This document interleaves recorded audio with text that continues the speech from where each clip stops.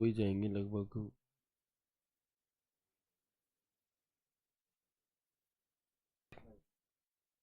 जय हिंद दोस्तों, मैं शिवम गुप्ता स्वागत करता हूं आपका अपने परिवार रोजगार उदंगित पर। उम्मीद करता हूं आप सभी अच्छे होंगे, बेहतरीन होंगे, जिंदाबाद होंगे, एकदम शानदार होंगे। एक बार आप सभी प्यारे साथी बताएंगे आप सभी कैसे हैं। Very very very good evening, Radhe Radhe, जय श्री कृष्णा, जय हिंद, जय माँ सरस्वती। सभी दोस्तों को, सभी प्यारे साथी क्लास से जुड़ जाएंगे, बताएंगे आप सभी कैसे हैं और क्या मेरी वॉइस और वीडियो आप सभी तक प्रॉपर तरह से पहुंच पा रही है या नहीं।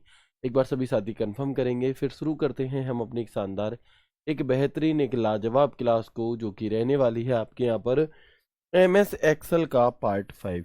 तो बिल्कुल एक बार सभी दोस्त बहुत जल्दी से क्लास से जुड़ जाएंगे, फिर शुरू करते हैं हम अपने एकदम शानदार सेशन को। चलो ठीक है, तो बहुत बढ़िया, जल्दी जल्दी से एक बार सभी दोस्त जुड़ जाएंगे, फिर आगे बढ़ते हैं और देखते हैं। मैं भी बहुत अच्छा हूँ, ठीक है। चलो, तो आगे बढ़ने से पहले देखेंगे कितनी प्यारी लाइन लिखी है कि I will win not immediately but definitely, यानी कि मैं जीतूंगा, जरूर नहीं है बहुत जल्द, लेकिन ये बात पक्की है, तय है कि जीतूंगा ही जीतूंगा। और इसके लिए आपको सिर्फ और सिर्फ अपने ऊपर विश्वास रखना है और एक सही मार्ग चुन करके, जो कि आपने चुन चुके हो, उस पर लगातार आपको मेहनत करनी है, ठीक है। हो सकता है कि सफलता थोड़ी देरी से मिले, लेकिन जितना ज़्यादा सफलता टाइम लेगी, यकीन मानिए वो उतनी ही बड़ी होगी और वो उतनी ही ज़्यादा खुशी भी हमें देती है। कई बार ऐसा होता है कि हमें बहुत मेहनत करने के बावजूद भी वो चीज़ नहीं मिलती जिसे हम चाहते हैं, लेकिन इसका सिर्फ एक मतलब होता है कि भगवान हमें उससे कुछ वो देना चाहता है जो हमारी सोच से भी परे है। तो बिल्कुल बहुत अच्छी तरह से क्या है, पॉजिटिव माइंड के साथ लगातार आप लोगों को मेहनत जैसे आप कर रहे हैं वैसे ही करनी है। हो सकता है सफलता में थोड़ा समय जरूर लग रहा है, लेकिन जिस दिन मिलेगी, जो दिन तुम्हारा होगा, फिर वो मतलब एकदम अलग ही होगा, ठीक है। तो आगे बढ़ते हैं और देखते हैं यहाँ पर कल की क्लास में हमने जो चीज़ सीखी थी लास्ट में, उसी का एक बार हम यहाँ पर क्या कर लेते हैं, रिवीजन टाइप कर लेते हैं अगर मैं कहूँ। तो आप मुझे बताएंगे इसका आंसर। यदि सेल J10 में E=E5+2 9 लिखा जाता है, अब देखो यहाँ पर थोड़ा सा बदलाव हुआ है, और फिर सेल J10 में को कॉपी करके P16 में पेस्ट किया जाता है, तो बताओ P16 सेल पर क्लिक करने से फॉर्मूला बार में क्या दिखाई देगा, है ना। तो आप देखेंगे कि if E5+2 9 is written in cell J10 and then cell J10 is copied and pasted in P16, then what will appear in the formula bar on clicking on P16 cell। अब कल की क्लास में क्या हो रहा था, कल की क्लास में क्या हो रहा था कि E5 प्लस, मतलब दोनों में सेल एड्रेस दिया था, लेकिन अब एक में सेल एड्रेस दिया है और एक में नंबर दे दिया है हमें। तो कुछ भी नहीं करना, इसमें आपको कुछ भी नहीं करना। आपको सिर्फ और सिर्फ आपको क्या करना है, तो आप देखेंगे जैसे सेल J10 है, इसमें क्या लिखा हुआ है हमारा फॉर्मूला J10 में, तो आप कहेंगे J10 में एक फॉर्मूला लिखा है E5+2 9। अब इसे किस में पेस्ट किया गया है, J10 को P16 में। तो अब यहां पर आपको जैसे कल कर रहे थे वैसे ही करो कि J से E हो गया यानी -5, तो P से -5 करेंगे यानी कि K। 10 से 5 हो गया यानी -5, तो 16 में से -5 करेंगे यानी कि 11। अब ये अगर सेल एड्रेस होता तो उसके अकॉर्डिंग कंपेयर करते, लेकिन ये सेल एड्रेस नहीं है, ये ओनली नंबर है। तो नंबर में आपको कुछ भी बदलाव नहीं करना, ऐसा का ऐसा ही रख देना है। तो K11+29 इसका आंसर हो जाएगा। क्या हो जाएगा, K11+29 इसका आंसर हो जाएगा। इसमें आपको कुछ भी नहीं जोड़ना, ये तब जोड़ते आप जब यहाँ पर सेल एड्रेस दिया जाता, लेकिन ये सेल एड्रेस नहीं है, सिर्फ नंबर है। तो यहां पर आपको कोई भी ऐसा बदलाव नहीं कर, ठीक है, बिल्कुल, है ना। इसके अब बिल्कुल ये बात कल से थोड़ी सी डिफरेंट थी, तो एक बार में समस्या आई होगी, लेकिन अगर मैं इस सवाल को ऐसे करूं तो बताओ अब इसका आंसर क्या होगा। यदि सेल, अब देखो जो चीज आप सोच रहे थे वो यहां पर लगेगी कि यदि सेल I16 में एक फॉर्मूला लिखा जाता है आपका E7+L8, और इस I16 को कॉपी करके Q13 में पेस्ट किया जाता है, किसमें, इसे Q13 में यदि पेस्ट किया जाता है तो बताओ कि Q13 में आपको क्लिक करने पर फॉर्मूला बार में क्या दिखाई देगा। अब हम क्या करेंगे, यहाँ पे I से E है ना, I से E हो रहा है यानी कि -4 हो रहा है, तो Q से -4 करोगे तो M आएगा। 16 से 7 हो रहा है यानी -9 हो रहा है, 13 में से 9 घटाओगे तो 4 आएगा। I से L यानी +3, Q में +3 करोगे T आएगा। 16 से 8 यानी -8, 13 में से 8 घटाओगे तो 5 आएगा। ठीक है। अब यहाँ पर आप में से कुछ दोस्त एक गलती कर रहे होंगे, वो ये कि इस वाले में आधा कर रहे हो कि जैसे ई हो गया 5 आधा हो गया 10 5 आधा हो गया। नहीं, आधे का कोई लॉजिक नहीं होता। आपको माइनस कितना हो रहा है ये चेक करना है। ठीक है, आपको माइनस कितना हो रहा है सिर्फ और सिर्फ ये चेक करना है। ठीक है, तो प्लीज एक बार मुझे बताएंगे ये दोनों ही चीजें आपको समझ में आ गई है और यस और नो, है ना। ये हाफ वाला नहीं, कोई लॉजिक नहीं है हाफ का यहाँ पर, सिर्फ माइनस देखो कितना कम हो रहा है, बस ये देखो आप। ठीक है, चलो अगर मैं इसी के जैसा एक और सवाल आपसे इसी पेज पर यहाँ पर पूछ लेता हूँ तो आप मुझे बताएंगे क्या होगा उत्तर। कि मान लो एक सेल है T24 और सेल T24 में एक फॉर्मूला लिखा जाता है इजिकल टू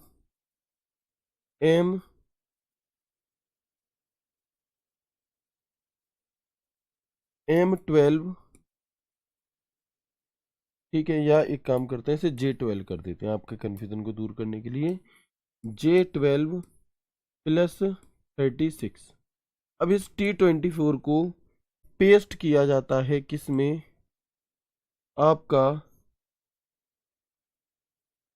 R18 में। तो बताओ कि अब यहाँ पर इस R18 पर जब आप क्लिक करोगे तो आपको फॉर्मूला बार में क्या दिखाई देगा, है ना। तो आपको यहाँ पर फॉर्मूला बार में क्या दिखाई देगा हम कैसे देखेंगे। तो T24 से J12 हो रहा है, तो ये मैंने क्यों दिया J12, जिससे कि जो गलती आप पहले कर रहे थे हाफ मानने की वो ना करो। हाफ नहीं मानना है। T से क्या हो गया J यानी -10, तो R से जब -10 करोगे तो कितना बचेगा, H बचेगा। 24 से 12 यानी -12, 18 में से -12 करोगे यानी कि 6 बचेगा, प्लस 36 का 36 ऐसा ही उतर आएगा। और अब आपको फॉर्मूला बार में इजिकल टू H6 + 36 दिखाई दे, क्या दिखाई देगा, H6 + 36। सिर्फ सिर्फ H6 नहीं, इजिकल टू ये बराबर का साइन भी आपको लगाना होता है। ये बराबर का साइन भी क्या है आपको लगाना होता है। क्लियर है, यहां तक बात समझ में आ गई, बहुत बढ़िया। अब इसके बाद हम कुछ और बात करते हैं। जैसे MS एक्सेल में क्या होता है कि जब एक से अधिक सेल को एक बार में कॉपी करना हो तो उसके लिए कीबोर्ड पर कंट्रोल की को होल्ड करते हुए माउस के साथ सेल बॉर्डर को ड्रैग करते हैं। When more than one cell is to be copied at once, then while holding the control key on the keyboard drag the cell border with the mouse. मतलब देखो इसका क्या मतलब है, मैं आपको दिखाता हूँ प्रैक्टिकली। पहले एक बार मुझे आप बता दें कि यहां तक मैंने जो भी बातें आपको बताई वो समझ में आ गई। Very good. सर जी आप शादी में नहीं जाओगे, भैया शादी में जाऊंगा लेकिन आप लोगों को पढ़ा करके जाऊंगा, ठीक है। चलो, ऐसे ही आप लोग करते हो, जो तुम्हारे घर पे कोई शादी होती है रात की और तुम पूरे दिन उछले उछले घूमते हो, है ना, खाना पीना भी नहीं खाते हो कि सीधे रात को ही दावत तोड़ेंगे, तो भाई वो नहीं करना होता है। आपको पूरा फोकस शादी पर ही नहीं लगाना होता। जब जाओगे तब देख लेना, लेकिन उसके अलावा जो पूरे दिन का टाइम है उसमें पढ़ाई ही करनी है। कि एक भूला भटका शादी का कार्ड आ गया कहीं से तो पूरे दिन खुश खुश और उछले उछले डोल रहे हैं कि आज तो दावत खाने जाएंगे, तो उस खुशी में पढ़ ही नहीं रहे। ऐसा नहीं करना है ना। मैं भी जाऊंगा लेकिन जो हमारा काम है, जो कर्तव्य है, उसे निभा करके जाएंगे। अब ये उसी टाइम पर होती है अगर क्लास तो ठीक है, तो छोड़ सकते हैं। लेकिन जब भैया वो बाद में है ना, शादी रात की है, तो वहां पे बाद में जाएंगे। पहले अपना जो काम है उसे तो किया जाए अच्छे से। आगे बढ़ते हैं और देखते हैं अब ये कहना क्या चाह रहा है। तो मैंने यहाँ पर MS एक्सेल को ओपन किया, मैंने यहाँ पर क्या किया, MS एक्सेल को ओपन किया और यहाँ पर मतलब आप लोगों को क्या है कि बहाने चाहिए, कैसे भी करके थोड़ा सा बहाना मिल जाए ना पढ़ने का, बस हल्का सा जुकाम हो गया, खांसी हो गई, आज तबीयत सही नहीं, आज नहीं पढ़ेंगे। भाई ये सिलेक्शन लेने वाले गुण नहीं होते। ठीक है। तो अब हम यहाँ पर क्या देखेंगे, देखो ये जो मैंने लास्ट लाइन आपको बताई इसका क्या मतलब था। मान लो मैंने लिखा दिल्ली पुलिस, दिखाई दे रहा आप सभी को। अब मैं चाहता हूं कि ये जो ये शब्द है दिल्ली पुलिस, जिस भी प्रकार से यहाँ पर लिखा है, ये यहां से लेकर यहां तक सभी में आ जाए, है ना, सभी में आ जाए। तो हम क्या करेंगे, तो हम क्या करेंगे, अपने यहाँ पे हम अपने माउस में कौन सा बटन दबाएंगे, कंट्रोल बटन, माउस में हम अपना, सॉरी कीबोर्ड में कंट्रोल बटन दबाएंगे। और यहां पर आपको जब अपने कर्सर को ले जाओगे, एक मिनट रुकिएगा, यहां पर जब आप अपने कर्सर को ले जाते हैं इस जगह पे बॉर्डर के बिल्कुल किनारे पे, जितने नीचे तक आप खींचोगे उतने नीचे तक, उतने नीचे तक यही चीज क्या है आपकी आ जाती है ना, उतने नीचे तक यही सब चीजें क्या है आपकी आ जाती है। तो क्लियर है यहाँ तक, समझ में आई आपको बात। यहाँ पर क्या हो रहा है कि आपने एक सेल में कुछ लिखा, आप चाहते हो कि उस सेल का जो कंटेंट है वो उसकी नीचे की राइट साइड की कहीं की भी और सेल में भी आ जाए। तो आप क्या करेंगे, सिंपली कंट्रोल बटन दबाएंगे। मैं दिखाता हूं आपको, आपको क्या करना है, सिंपली कीबोर्ड में तो कंट्रोल बटन दबा लेना है,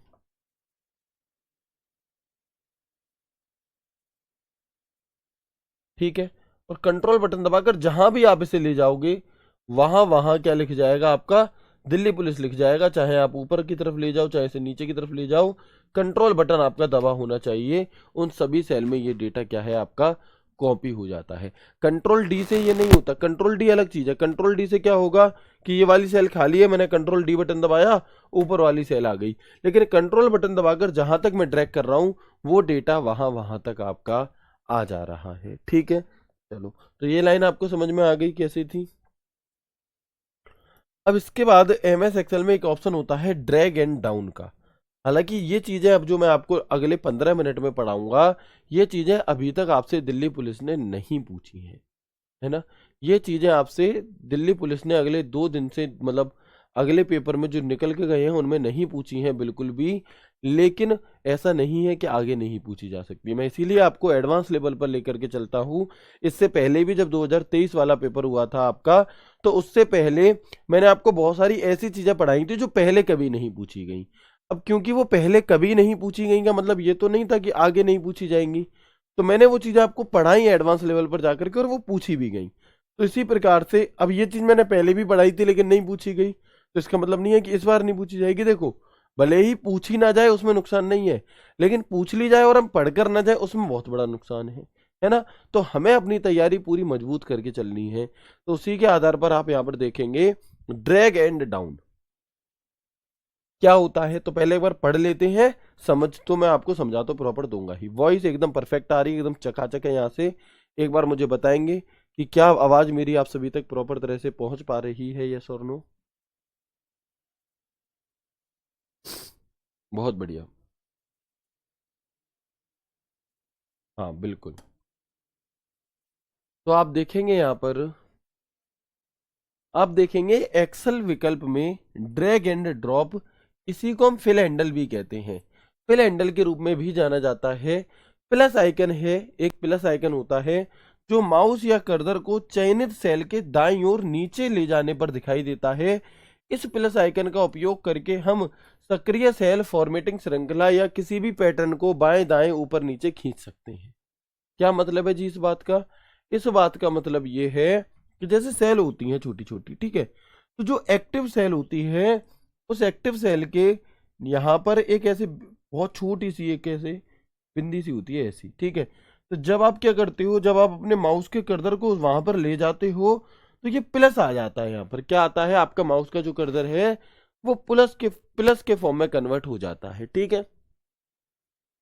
तो जैसे ही आप इस प्लस को प्रेस करके और नीचे की तरफ या राइट या लेफ्ट की तरफ ले जाते हैं कर्सर को, तो वो कैसे काम करता है हमारा, है ना।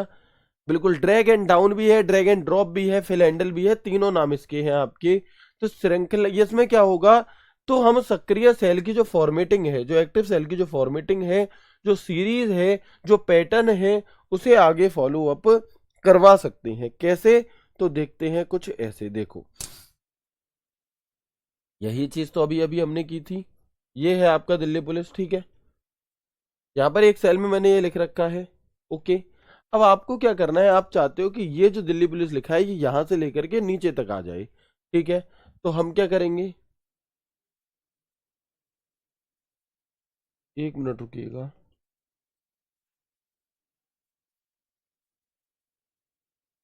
तो हम क्या करेंगे, बस देखो यहाँ पर ये आपका कर्सर, ये आपकी सेल है। सेल के यहाँ पे मैं जैसे ले जाऊंगा तो मेरा कर्सर प्लस के फॉर्म में बन गया।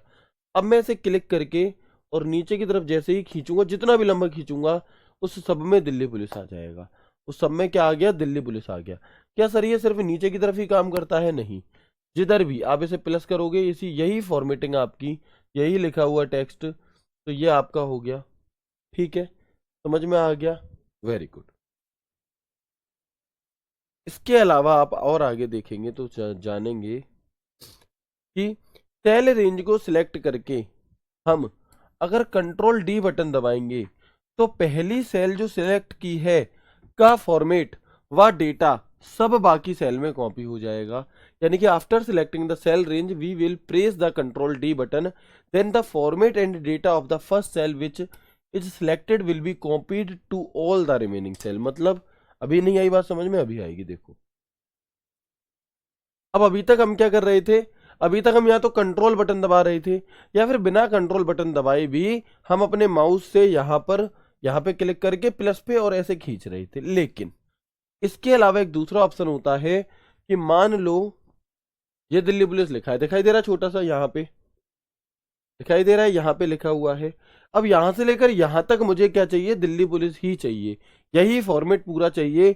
तो मैं सिंपली क्या करूंगा, अपने माउस से जहां तक चाहिए वहां पे सिलेक्ट करूंगा। जैसे मैंने इसे सिलेक्ट करा और मैंने यहां तक सिलेक्ट करा, ठीक है। मैंने क्या किया, यहां से यहां तक की रेंज सिलेक्ट कर दी और फिर हमने यहाँ पर कंट्रोल डी बटन दबा दिया। कौन सा बटन दबा दिया? कंट्रोल डी बटन दबा दिया। तो आप देख पाएंगे, दोबारा बताऊं, ये है, यहां से मैंने लेकर के यहां तक की रेंज सिलेक्ट कर दी, ठीक है। अब मुझे कुछ नहीं करना, अपने कीबोर्ड में सिर्फ और सिर्फ कंट्रोल डी बटन दबा देना है। तो सब में जितनी भी सेल हमने सिलेक्ट करी हैं उन सभी में क्या हो जाएगा, आपका जो ऊपर वाला फॉर्मेट था वही इस सब में आ जाएगा। नॉर्मली कंट्रोल डी बटन दबाने से क्या होता है, बिना सिलेक्ट करे, तो भाई बिना सिलेक्ट करे अगर आप कंट्रोल डी बटन दबाते हैं तो सिर्फ एक सेल में डेटा आता है।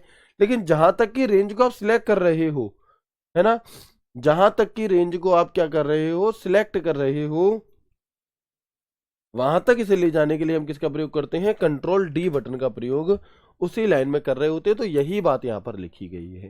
जैसे उदाहरण के तौर पर मैंने यहाँ पर फोटो भी लगाया है, जिससे आप इसे भूले ना, कि हमने टारगेट डीपी लिखा और फिर इसी लाइन की कुछ और सेलों को, रेंज को सिलेक्ट करा और फिर हमने यहाँ पर कंट्रोल डी बटन दबा दिया। तो जैसे ही आपने यहाँ पर कंट्रोल डी बटन दबाया तो बाकी की सभी सेल में, बाकी की सभी सेल में यहाँ पर टारगेट डीपी आपका ऑटोमेटिक लिख गया। आई बात समझ में?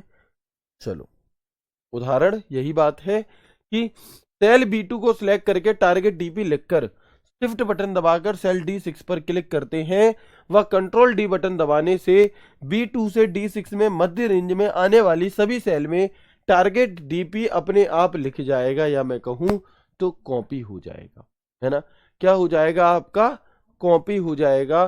Select cell B2 and right target DP, press the shift button and click on cell D6 and by pressing Ctrl D button target DP will be automatically written copied in all the cells falling in the middle range from B2 to D6। ठीक है,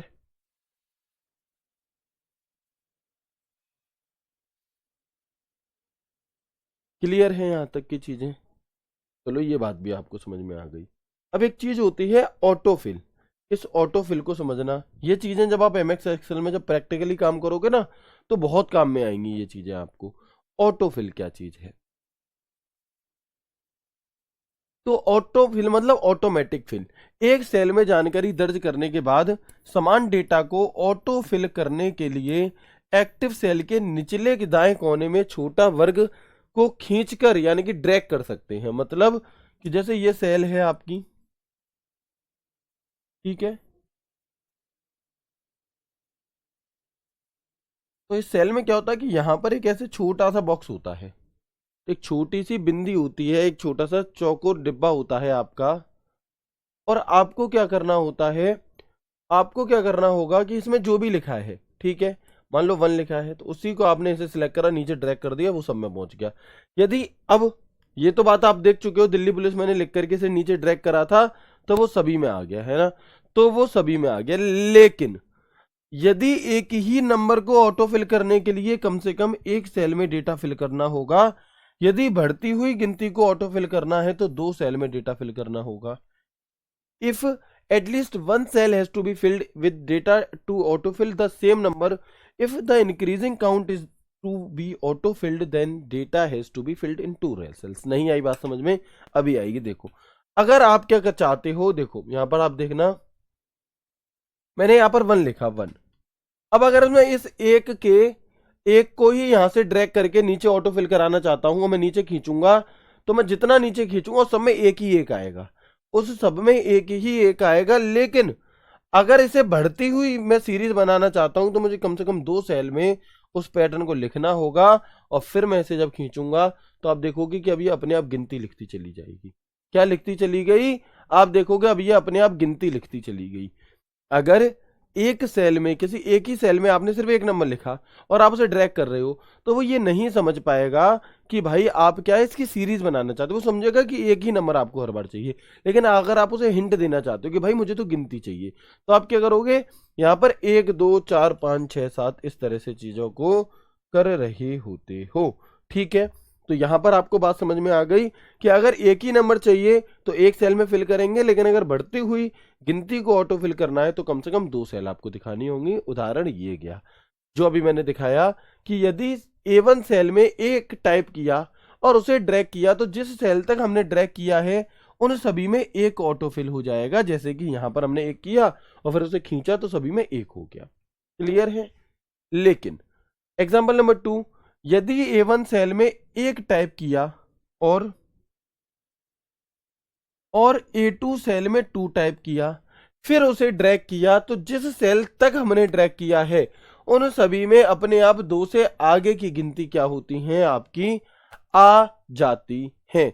ठीक है, जैसे कि A3 और A4 में है, जैसे कि आप देख सकते हैं यहां पर क्या है, 1 और 2 मैंने लिखा तो 1 2 3 4 5 आ गया। ठीक है, अच्छा मैंने 1 2 नहीं लिखा, मैंने 15 16 लिखा, तो वो 15 16 से आगे की गिनती दे देगा। वो क्या करेगा, यहाँ पर 15 16 की आगे की गिनती हमें यहाँ पर दे देता है। ठीक है, कोई दिक्कत यहां तक बताएंगे? तो ये काफी काम की चीजें हैं जो आपसे आपके पेपर में पूछी जाती हैं। ठीक है,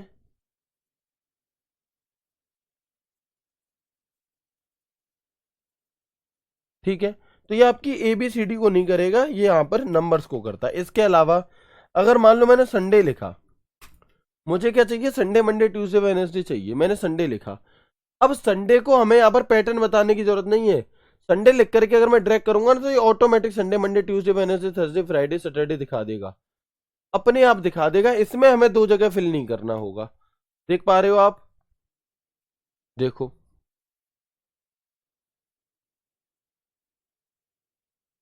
ठीक है, तो यहां पर क्या है आपका, Sunday Monday Tuesday Wednesday Thursday Friday सिर्फ एक में ही लिखने से आ गया।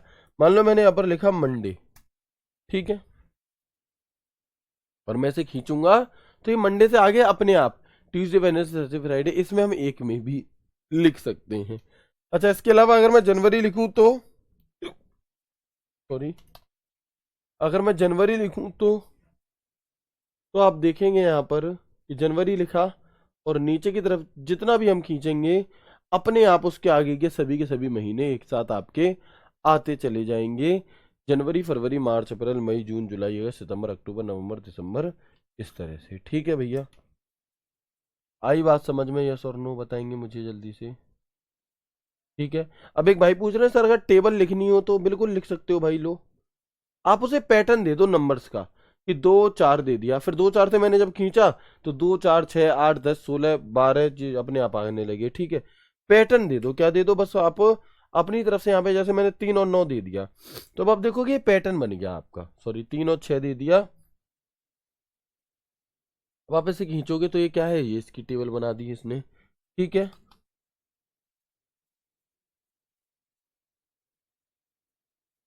देखो अगर मैंने यहाँ पर ये सीरीज दी कौन सी, ऑड नंबर की, तो 1 3 5 7 9 11 13 दिखाई दे रहे हैं नंबर, सभी दिखाई दे रहे हैं।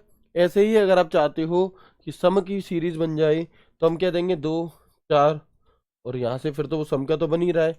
इसके अलावा आपको क्या देना है, 2 3 5,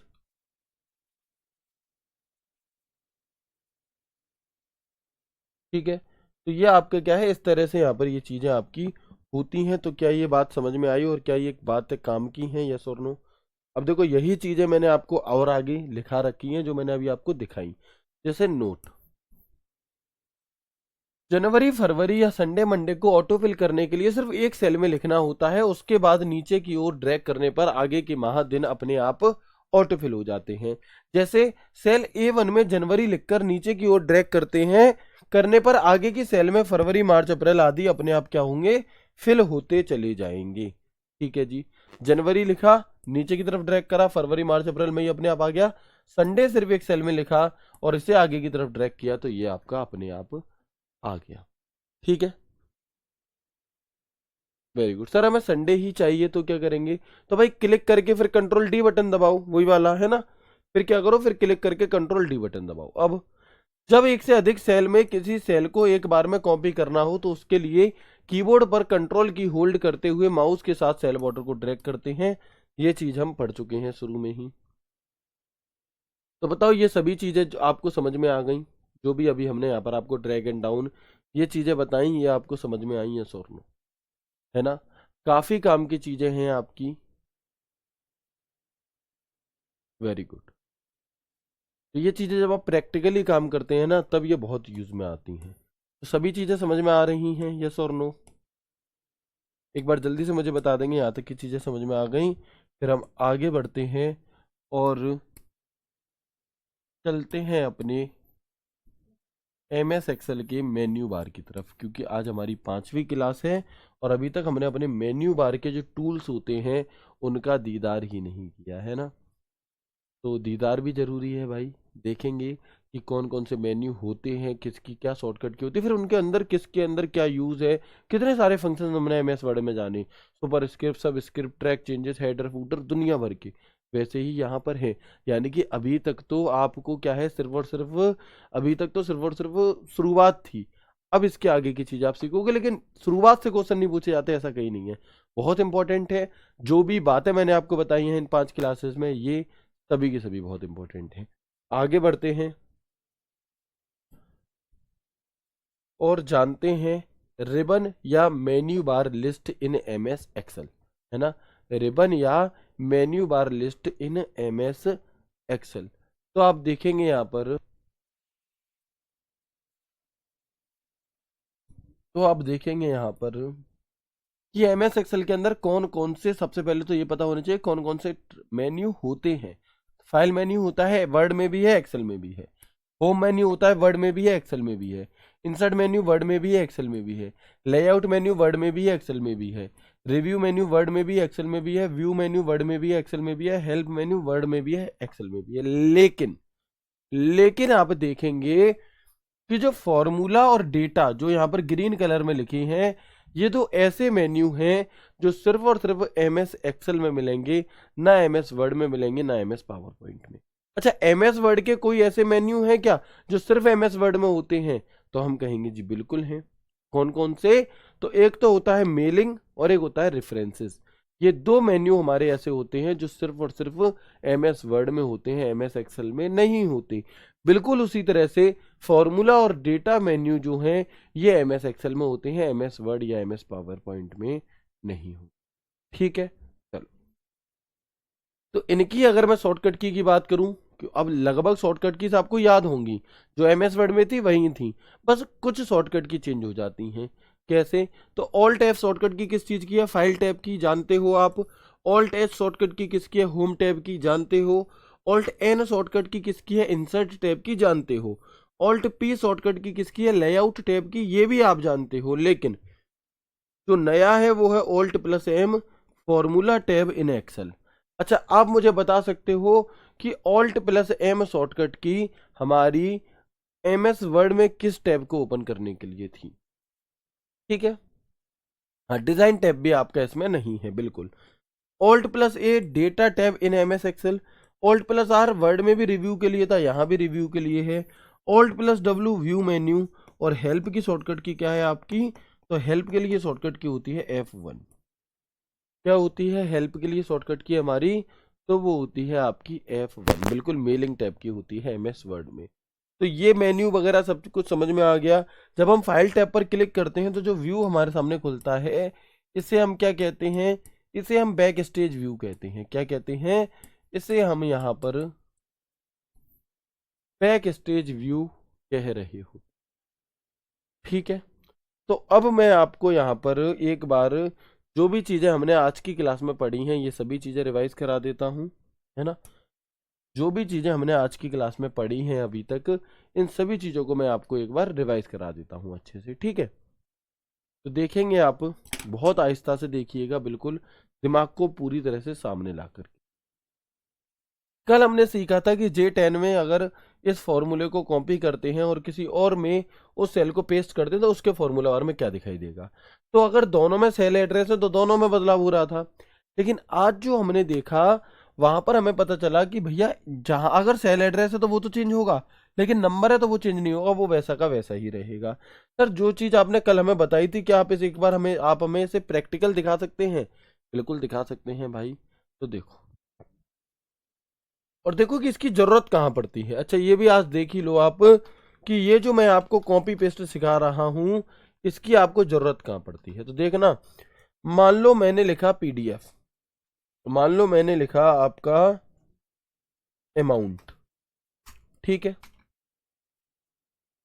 यहाँ पे मैंने नहीं, यहाँ पे हम लिखते हैं, रुको, यहाँ पे हम लिखते हैं आइटम, यहाँ पर हम लिखते हैं प्राइस, और यहाँ पर हम लिखते हैं फाइनल अमाउंट। ठीक है,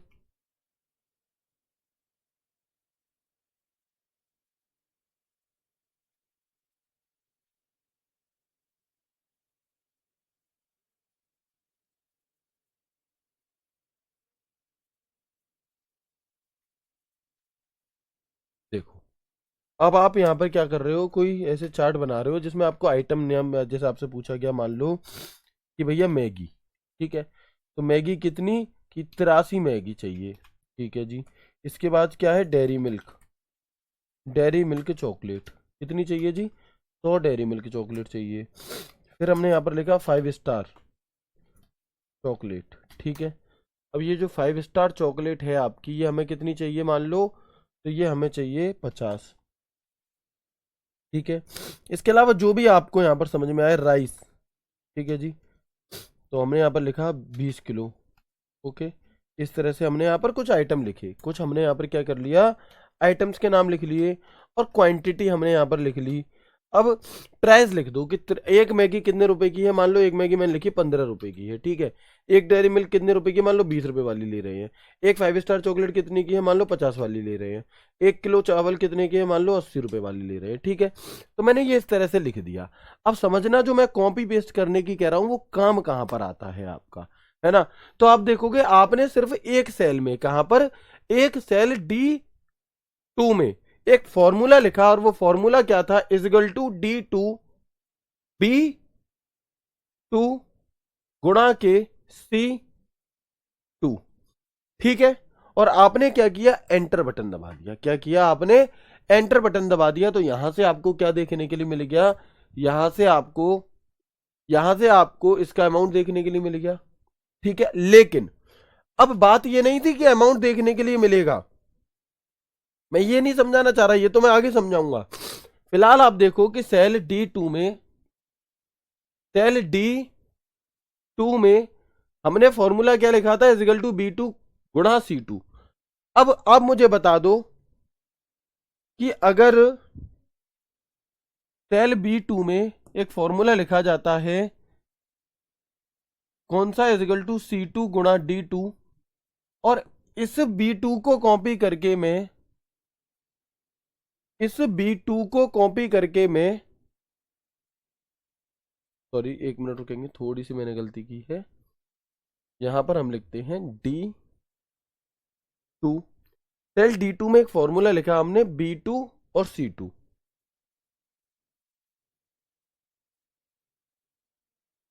D2 और C2। ठीक है, अब अगर इस D2 को मैं D3 में पेस्ट करता हूं तो आप मुझे बताएं कि D3 के फॉर्मूला बार में हमें क्या दिखाई देगा। तो D3 के फॉर्मूला बार में हमें यहां पर क्या दिखाई देगा। तो अब आप क्या कहेंगे, भैया D से B हो रहा है यानी कि यहां भी D से B होगा। 2 का 2 रहा, 3 का 3 कर दो। D से C हो गया यानी कि D से C कर दो। 2 का 2 रहा, 3 का 3 कर दो। ठीक है, यही हम चाहते हैं, देख लो यही रहेगा कि नहीं। तो आपने जैसे ही इस वाली सेल को इसे यहां से कॉपी किया और नीचे वाली में लाकर पेस्ट किया, तो आप जब अब इसके फॉर्मूला बार में देखोगे, आप जब अब इस जहां पर ये 2000 आया ना, जहां पर आपने पेस्ट किया, इसके फॉर्मूला बार में देखोगे तो आपको इजगल टू B3 गुणा C3 दिखाई देगा। दिखाई दे रहा है।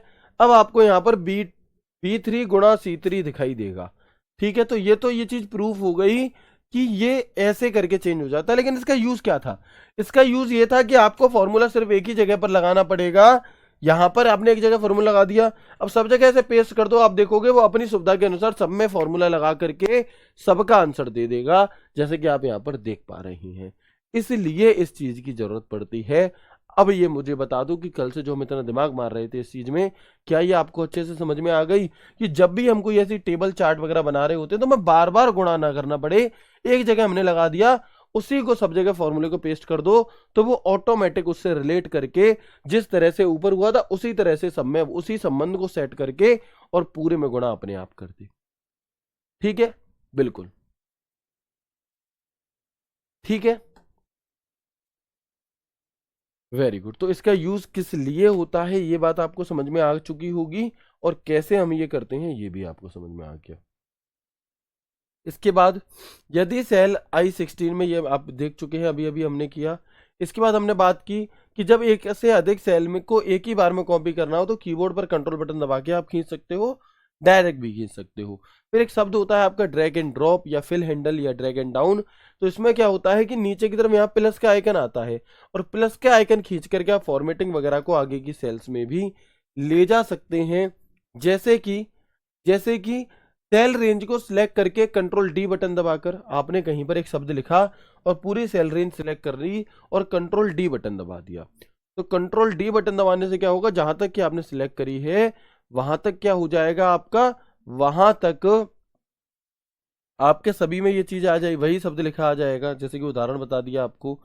फिर अगर हमें क्या करना है कि ऑटो फिल करना है, तो अगर एक नंबर ही आगे बढ़ाना है तो एक लिख दिया, उसी को खींच दिया, तो वही चीज खिंचती चली जाएगी आपकी।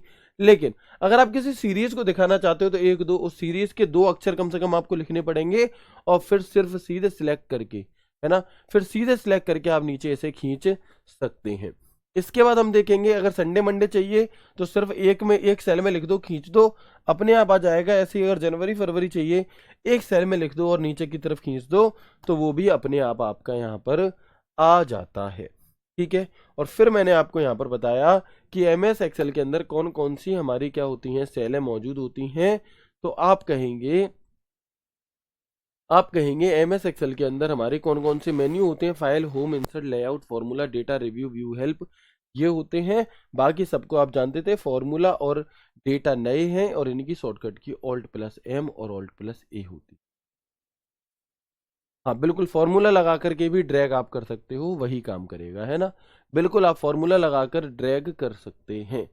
हाँ, चाहे गुणा करना हो चाहे प्लस करना हो, ये इसीलिए सेल रेंज सेट की जाती हैं।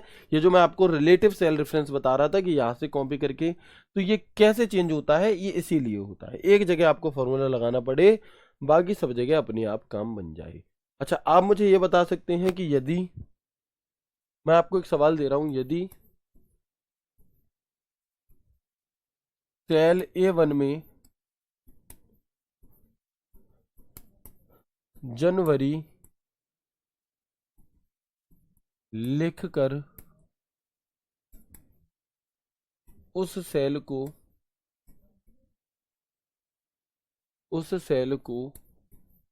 सिलेक्ट करके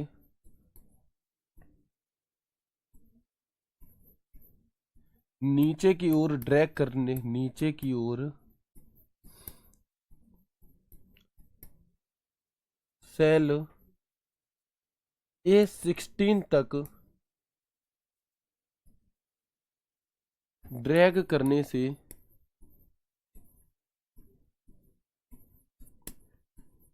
सेल A16 में क्या शो होगा, क्या शो होगा। ठीक है, अब ऑप्शन ए है आपके सामने जनवरी, ऑप्शन बी है आपके सामने अप्रैल, ऑप्शन सी है आपके सामने अगस्त, और ऑप्शन डी है आपके सामने दिसंबर। बताओ, लगाएंगे दिमाग। बहुत बढ़िया है ना, मतलब मेरे आंसर लिखने से पहले, मेरा पूरा सवाल उतारने से पहले ही आप लोगों का आंसर एकदम परफेक्ट आने लगा। यही चीज होती है कि जब आप कॉन्सेप्ट्स को अच्छे से समझ जाते हैं, फिर एग्जामिनर कितना भी आगे बढ़ने की, उछलने की, कूदने की कोशिश करे, वो आपसे आगे नहीं जा सकता। बहुत शानदार है ना, सच में बहुत अच्छे। तो आप देखोगे कि भैया A1 से लेकर A12 तक तो दिसंबर खत्म, और फिर क्या है आपका A13 से फिर जनवरी चालू हो जाएगा, A14 से फरवरी, A15 से मार्च, तो A16 से क्या है अगेन अप्रैल, अगेन अप्रैल, वही रिपीट होता है। ठीक है, तो अप्रैल इसका बिल्कुल परफेक्ट आंसर है। अब मैं पूरी तरह से समझ चुका हूं कि आपको ये सभी बातें अच्छे से समझ में आ चुकी। बहुत बढ़िया। अब हम आगे बढ़ते हैं और देखते हैं यहाँ पर कि इस फाइल टैब के अंदर कौन कौन से ऑप्शन होते हैं। तो कुछ भी ऑप्शन नया नहीं है, जो आपने MS वर्ड में पढ़ा था वही यहाँ पर है। तो आप चाहो तो नोट डाउन करना, मत चाहो तो मत करना, लेकिन जो बहन नोट्स बनाती हैं वो जरूर नोट डाउन करेंगी। ठीक है, तो आप देखोगे यहाँ पर कि एक तो होम बटन दिया होता है, होम टैब नहीं है, एक होम नॉर्मली दिया होगा। इसकी सहायता से हम एक ब्लैंक वर्कबुक या अन्य टेम्पलेट ले सकते हैं, व रिसेंटली ओपन फाइल को भी फाइल शो होती हैं। कैसे, तो कुछ ऐसे, ये है ना, यहाँ पर एक आपका होम का ऑप्शन होता है, वहां से आप ये चीजें कर सकते हो। इसके अलावा अब न्यू का काम क्या था MS वर्ड में, न्यू का काम क्या था, एक न्यू डॉक्यूमेंट फाइल बनाने के लिए बिल्कुल उसी प्रकार से, बिल्कुल उसी प्रकार से MS एक्सेल में एक नई वर्कबुक फाइल लेने के लिए हम न्यू का प्रयोग करते हैं। और इसकी शॉर्टकट की क्या होगी, तो जैसे MS वर्ड में कंट्रोल N थी, सेम टू सेम डिट्टो यहाँ पर भी कंट्रोल N रहेगी। ओपन क्या होता है आप जानते हो या नहीं जानते, बिल्कुल जानते हैं। ओपन किसी पहले से मौजूदा फाइल को या आपके द्वारा सेव की हुई फाइल को खोलने के लिए, ओपन करने के लिए हम ओपन का प्रयोग करते हैं। तो ओपन सेव किए हुए काम या सेव की हुई फाइल को खोलने के लिए, to open a saved work और सेव्ड फाइल, क्या शॉर्टकट की होती है आपकी, तो कंट्रोल+O होती है। लेकिन वो शॉर्टकट की जो कंट्रोल O के अलावा भी काम करती है, तो वो होती है हमारी कंट्रोल+F12, है ना। चाहे आप कंट्रोल O बटन दबा दो, चाहे आप कंट्रोल+F12 दबा दो, इन्फो आपकी फाइल की इंफॉर्मेशन आपको देने के लिए, अपनी फाइल की इंफॉर्मेशन लेने के लिए। सेव क्या है जी, अपने किए हुए काम, बनाई गई फाइल को सुरक्षित सेव करने के लिए सेव होता है ना। तो सेव की शॉर्टकट की क्या होती है आप सभी जानते हैं, सेव की शॉर्टकट की, इसीलिए मैं आपसे कह रहा था कि अगर आप MS वर्ड को पढ़ लोगे तो ये चीज़ें अपने आप आपको बहुत अच्छे से समझ में आ जाएंगी, क्योंकि जो अब मैं आपको बता रहा हूँ यहाँ पर, ये सभी की सभी चीज़ें हम MS वर्ड में ऑलरेडी पढ़ चुके हैं। तो सेव क्या होता है, अपनी फाइल को सेव करने के लिए, और Shift+F12 इसकी क्या होती है, शॉर्टकट की हो। ठीक है, चलो इसके बाद सेव एज का काम क्या होता है, तो अब ये दोबारा समझाने की जरूरत नहीं पड़ रही मुझे, है ना। MS वर्ड को पहले पढ़ने से फायदा ये हुआ कि अब जो ये चीजें हैं इन्हें समझाने की जरूरत नहीं है। सेव एज क्या होता है आप ऑलरेडी जानते हो, है ना। तो आप देखेंगे यहाँ पर, वेरी गुड, तो आप देखेंगे यहाँ पर कि एक ही फाइल को अलग अलग नए नाम से सेव करने के लिए, एक ही फाइल को दूसरे नाम से दूसरे स्थान पर सुरक्षित करने के लिए, सेव करने के लिए हम किसका प्रयोग करते हैं, सेव एज का। और सेव एज की शॉर्टकट की क्या होती है हमारी, तो वो F12 होती है। यही MS वर्ड में थी और यही यहाँ पर है ना, यही MS वर्ड में थी और यही यहाँ पर है। प्रिंट क्या है जी, तो किए हुए काम को प्रिंट करने के लिए, और इसकी शॉर्टकट की क्या होती है, तो एक तो होती है कंट्रोल+P, इसके अलावा एक और होती है हमारी control plus shift plus F12।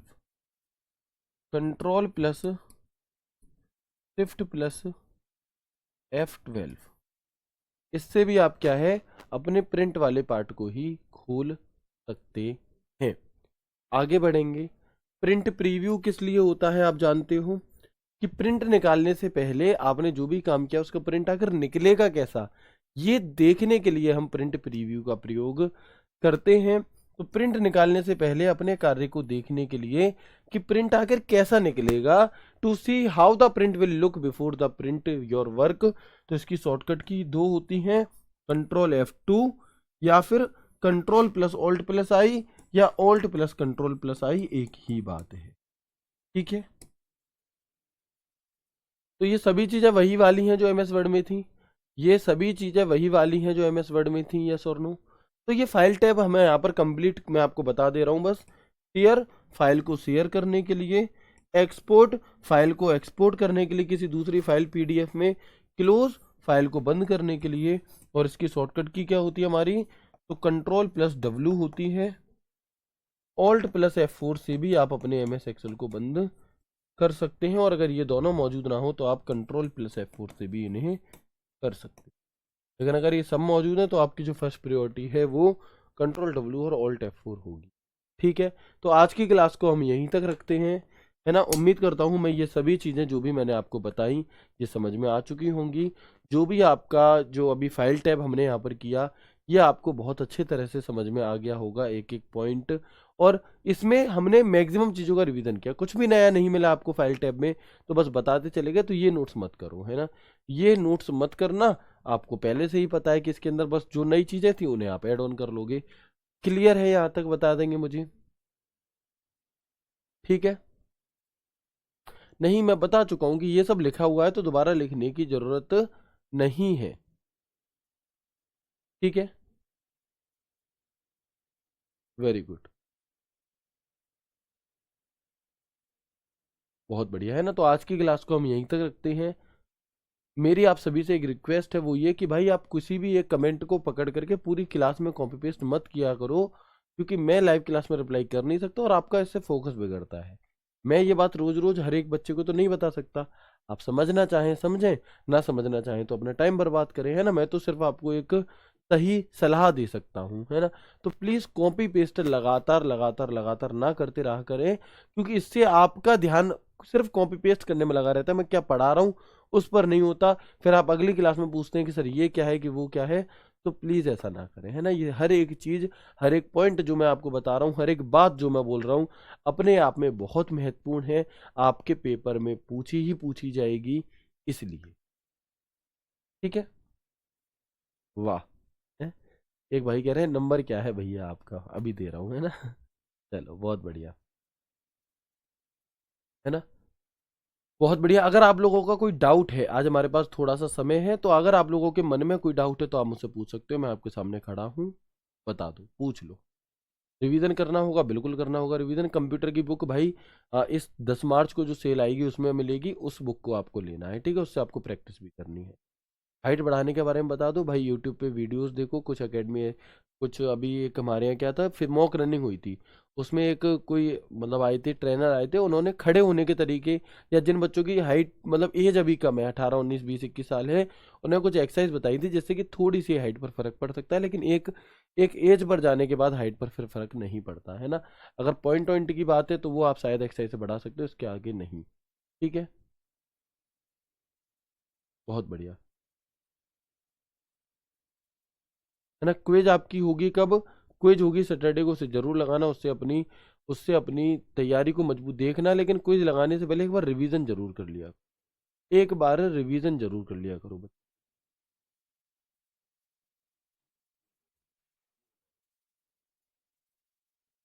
तो मुझे एक भी डाउट ऐसा नहीं दिख रहा है यहाँ पर जो सच में बहुत काम का हो, है ना।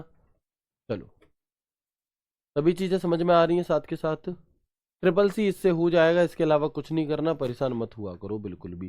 पहले दिल्ली पुलिस से डायरेक्ट नौकरी मिल रही है वो बुरी लग रही है, भाई ट्रिपल सी करना अच्छी बात है, लेकिन दिल्ली जैसे सीख रहे हो ना, इसे सीख जाओ, ट्रिपल सी अपने आप हो जाएगा, परेशान मत हो, और पूरा फोकस करो कि इसी में नौकरी लग जाए, ट्रिपल सी कहीं पर भी तुम्हें लगाने की जरूरत ही ना पड़े। उम्मीद करता हूँ आपको क्लास बहुत अच्छी लगी होगी।